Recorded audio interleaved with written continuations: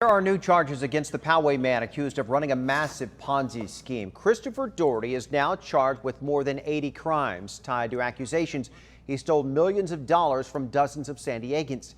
Our Team 10 investigator Adam Rakusin has been confronting Doherty about these allegations for more than a month, and Adam was in the courtroom as he finally faced a judge.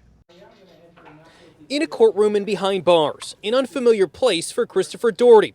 But this image is exactly what those he allegedly preyed on have been praying for themselves. Good afternoon, Mr. Doherty. Yes, sir.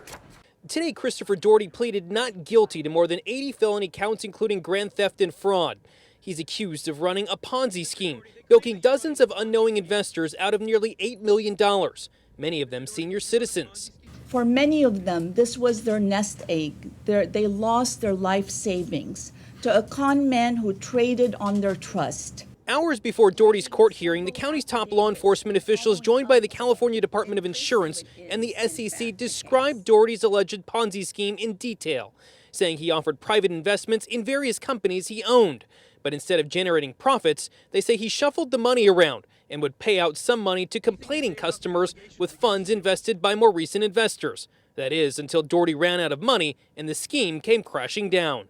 He told investors they would receive quarterly dividends of approximately 5% from what he claimed were tax-free investments. This couple gave him more than $1 million over the years.